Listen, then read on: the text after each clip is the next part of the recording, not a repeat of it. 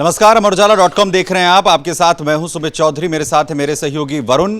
और मामला है गोरखपुर का, जहां से एक बीवी, 4 गर्लफ्रेंड और उसमें से 3 प्रेग्नेंट, करोड़ों की ठगी और ऊपर से फर्जी आईएएस। इस पूरे मामले ने जहां सभी को चौंकाकर रख दिया है, लेकिन कैसे इस शख्स की क्राइम कुंडली अब खुलकर सामने आई है और लगातार अब जांच जैसे जैसे आगे बढ़ रही है, तार भी अब जुड़ते हुए नजर आ रहे हैं। कहां तक जांच पहुंची है, वरुण से तमाम चीजों को समझने की जो है वो कोशिश करेंगे। वरुण, कल ये चौंकाने वाला जिस तरीके से मामला सामने आया, अब इसका थोड़ा सा बैकग्राउंडर अपने दर्शकों को बताते हुए आखिर कहां तक अब जांच पहुंची है, क्या कुछ इसमें हो रहा है, जरा बताइए प्लीज। जी, देखिए, ये जो पूरा मामला है, ये मामला शुरू हुआ बिहार से, क्योंकि जो आरोपी व्यक्ति है ये रहने वाला है बिहार का, बिहार के सीतामढ़ी इलाके का ये रहने वाला है।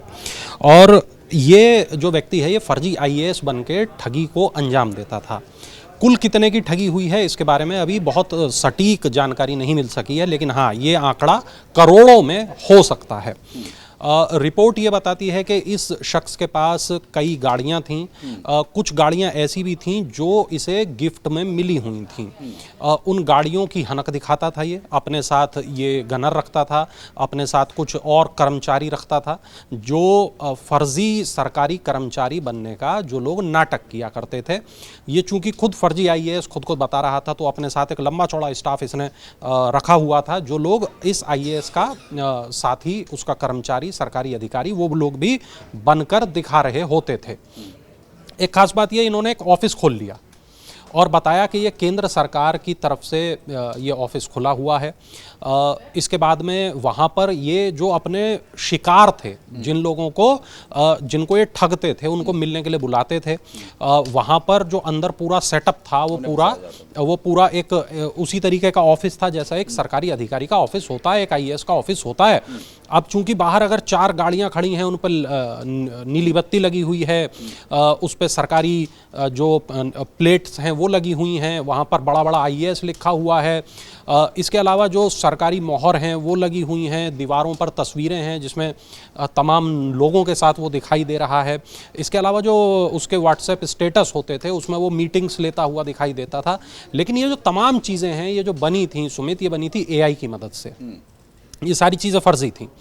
ये पता चला जो उसके गनर थे उनको वो 30-30 हज़ार रुपये महीने की सैलरी दे रहा था। ये पता चला कि जो उसके जो मैनेजर थे उनको 60-60 हज़ार रुपये की वो सैलरी दे रहा था।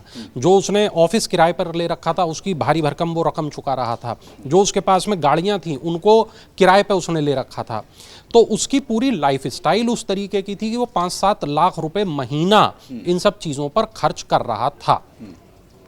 इसके बाद हुआ ये कि एक जो बिहार का व्यापारी है उससे इन्होंने कहा कि हम तुम्हें 200 करोड़ रुपए का एक टेंडर दिलाएंगे, एक काम दिलाएंगे, सरकारी ठेका दिलाएंगे। तो उसके लिए कुछ तुम्हें पैसे खर्च करने होंगे। और जो व्यापारी था उसने वो इनके झांसे में फंस गया, उसने पैसे खर्च करना शुरू किया। पैसे खर्च होते रहे लेकिन व्यापारी के हाथ में कुछ नहीं आया। इस बीच उसने बार बार अखबारी कटिंग उसको दी, उसको ये महसूस कराया कि तुम्हारा काम हो रहा है, होने वाला है, बस हो ही गया है। ये तमाम चीज़ हुई लेकिन काम नहीं हुआ। जब काम नहीं हुआ और व्यापारी को ये आभास हुआ कि मैं ठगा जा चुका हूँ, तब वो पुलिस के पास पहुँचा, उसने मामला दर्ज कराया, उसने आला अधिकारियों में इस बात की शिकायत की।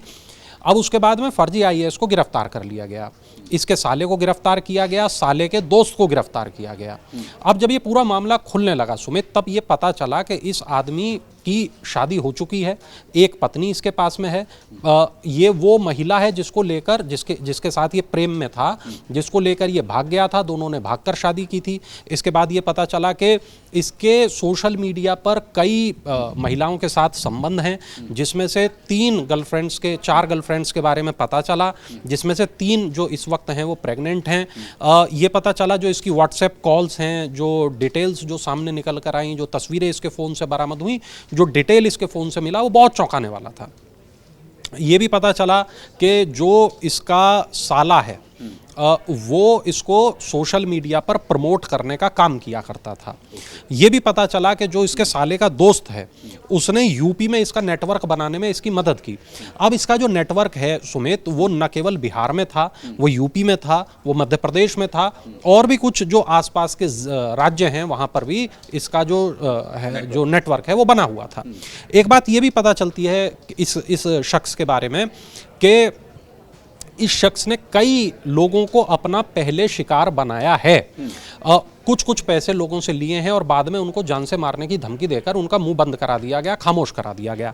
एक तो ऐसा किस्सा सुमित हमें पता चला कि ये एक छापामारी की फर्जी कार्रवाई करने के लिए कहीं पहुंच गया और वहां एसडीएम जो थे उनको शक हो गया कि ये आदमी फर्जी है। उन्होंने सवाल जवाब किए, बैच पूछा, परिचय पत्र दिखाने को कहा। तो इसके साथ चूंकि तमाम लोग थे, गनर थे, अधिकारी जिनको ये बता के अपने साथ रखे हुए था वो लोग थे, इसने उस एसडीएम को चांटा मार दिया। अब उस एसडीएम ने शर्म में कि मतलब मैं एसडीएम हूं, मेरे को चांटा लग गया, उसने शिकायत दर्ज नहीं कराई। अब शिकायत दर्ज नहीं कराई तो इसका तो हौसला बढ़ गया। इसके बाद जो वास्तविक अधिकारी भी इसको मिलते थे उनको भी ये दबाव में ले लेता था, उनको पूरा धमकाता था, उन्हें परेशान करता था, उनका ट्रांसफर करने की धमकी देता था।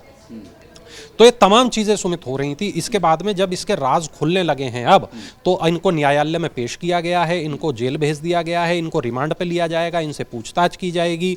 कोर्ट में अब ये केस लंबा चलेगा, लेकिन इसकी जो लाइफ स्टाइल थी, इसका जो रहने सहने का तरीका था, जहाँ ये रह रहा था वो किराए के घर पे रहता था।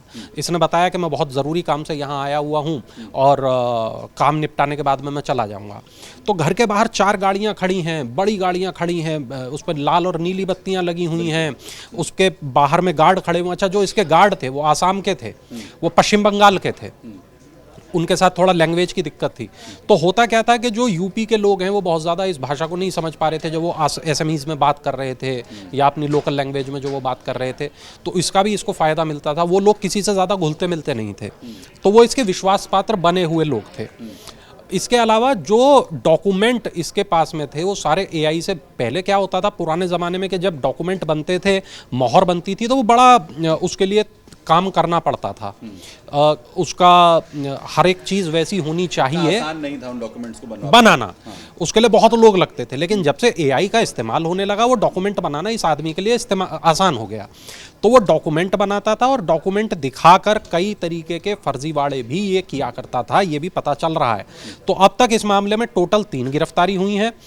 इन लोगों को न्यायालय में पेश करके जेल भेज दिया गया है, इनको रिमांड पे लेकर पूछताछ होगी, आगे और खुलासे होंगे। अब पुलिस ये जानने की कोशिश कर रही है कि टोटल ठगी हुई कितने की है, ये कितने करोड़ की ठगी है, इसमें कितने लोग इन्वॉल्व हैं, जानने की कोशिश ये भी की जा रही है। कितने जो अधिकारी हैं, क्या कोई इसके साथ शामिल तो नहीं था, क्या ऐसा तो नहीं था कि इसके गिरोह के अंदर जो सरकार की तरफ से जो लोग हैं, क्या उनमें से तो कोई व्यक्ति नहीं था शामिल, जो सरकारी अधिकारी हैं, माफ़ करें, कि वो तो कोई लोग शामिल नहीं था। तो ये तमाम चीज़ें हैं जिनकी जांच की जा रही है। ये भी पता चला है कि इसकी जो शिकायतें हैं वो बड़े अधिकारियों तक भी पहुंची थी, न केवल बड़े अधिकारियों तक पहुंची थी, बल्कि जो शिकायतें हैं वो मुख्यमंत्री दफ्तर तक भी इसकी पहुंचने लगी थी। और यही कारण है कि इस पर न केवल तेज़ी से एक्शन हुआ, बल्कि बड़ा एक्शन हुआ है। और मुझे लगता है कि अब जो इस तरीके की जो चीज़ें हो रही हैं उस पूरे इलाके में, उस पर बड़ी लगाम लगने वाली है। बिल्कुल, यानी खुलासे जिस तरीके से इस पूरे घटनाक्रम को लेकर हुए हैं उसने सभी को जो है यहाँ पर चौंकाया है और एक बड़ी कार्रवाई लगातार इसमें जारी है। आखिर ठगी कितने की हुई इसे भी अब जानने की कोशिश हो रही है और किस किस के साथ इससे पहले ये इस तरीके के कारनामों को अंजाम यहाँ पर दे चुका है और साथ ही इसके गैंग में कौन कौन थे, क्योंकि अलग अलग राज्यों में इसका पूरा नेटवर्क जो है वो फैला हुआ था। उस नेटवर्क को भी अब पूरी तरीके से क्रैश करने की कोशिश लगातार यहां पर जारी है और क्या कोई अंदर बैठा हुआ अधिकारी भी इसकी मदद कर रहा था, उन तमाम चीजों पर भी जांच लगातार अब यहां पर की जा रही है। इस खबर पर लगातार डेवलपमेंट जिस भी तरीके का हो रहा है आप तक लगातार यहां पर पहुंचाते रहेंगे। फिलहाल वरुण, आपका हमारे साथ जुड़ने के लिए बहुत बहुत शुक्रिया। तमाम खबरों के लिए बने रहिए अमर उजाला के साथ। बहुत धन्यवाद। अगर आप ये वीडियो YouTube पर देख रहे हैं तो हमारे चैनल को सब्सक्राइब कर बेल आइकन दबाएं और Facebook पर देख रहे हैं तो हमारे पेज को लाइक करें।